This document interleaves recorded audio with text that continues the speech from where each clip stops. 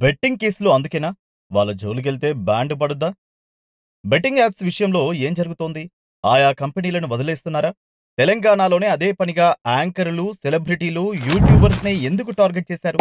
ఇదంతా రేవంత్ కుట్రలో భాగమా? నేషనల్ లెవెల్‌లో హీరోలు, సెలబ్రిటీల జోలికెందుకు వెళ్లడం లేదు? అనే ప్రశ్నలు ఇప్పుడు వెల్లువెత్తుతున్నాయి.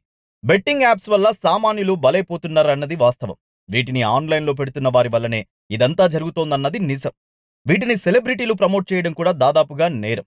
సమాజం గుర్తించడం వల్లనే ఎదిగిన ఈ సెలబ్రిటీలు సమాజానికి ఏం సందేశం ఇస్తున్నారనే ప్రశ్న తలెత్తడం సహజం. అయితే అసలు మూలాలపై ప్రభుత్వం కానీ, పోలీసు అధికారులు గానీ ఎందుకు దృష్టి పెట్టడం లేదనే అనుమానం కలుగుతోంది. గతంలో లాటరీలుండేవి. వాటి కోసం టికెట్లమ్మేవాళ్ళు. మట్కా ఉండేది. జోరుగా పందాలు సాగేవి. కానీ వాటిని ప్రభుత్వాలు నిషేధించాయి. అవి చాటుమాటుగా సాగుతున్నా సరే, కేసులు పెట్టి వాటిని దాదాపుగా నివారించగలిగారు. ఇటీవలి కాలంలో లోన్ యాప్స్ కూడా ఇబ్బడి ముబ్బడిగా వచ్చి సామాన్యుల జీవితాలను చిందరవందర చేశాయి. వాటిపైన ప్రభుత్వం ఉక్కుపాదం మోపింది. మరి ఈ బెట్టింగ్ యాప్స్ విషయంలో మాత్రం అసలు మూలాలను ఎందుకు తుంచివేయడం లేదనే ప్రశ్నలు తలెత్తుతున్నాయి.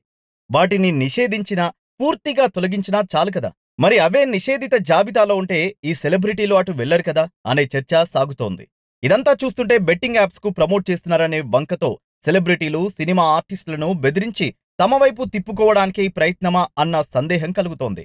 గతంలో డ్రగ్స్ కుంభకోణం బయటపడింది. డైలీ సీరియల్లాగా విచారణల పర్వం సాగింది. ఆ తర్వాత తుస్సుమంది. ఆ మధ్య అల్లు అర్జున్ సినిమా వద్ద తొక్కిసలాట వ్యవహారం వార్తల్లోకెక్కింది. ఆ తర్వాత ఆ ఊసే లేదు. ఇప్పుడు సెలబ్రిటీల బెట్టింగ్ యాప్స్ వివాదం నడుస్తోంది. ఇది కూడా కొన్నాళ్ల ముచ్చటే. ఆ తర్వాత అంతా సర్దుకుంటుంది. సర్దుకుంటారు, సరి చేసుకుంటారు అనే విమర్శలు ఇప్పుడు జనంలో వినిపిస్తున్నాయి. సినీ పరిశ్రమ అంతా గత ప్రభుత్వ చెప్పుచేతల్లో ఉందని, అందుకే వారిని దగ్గర చేర్చుకోవడానికి సామ, వేద, దాన దండోపాయాలు ప్రదర్శిస్తున్నారని, అందులో భాగమే ఈ కేసులు, విచారణల పర్వమని ఫిలిం నగర్‌లో టాక్. నిజంగా బెట్టింగ్ యాప్స్‌ను అరికట్టి సామాన్య జనాన్ని కాపాడాలనుకుంటే అసలు ఆ యాప్స్‌ని తొలగించే చర్యలు చేపట్టవచ్చు కదా!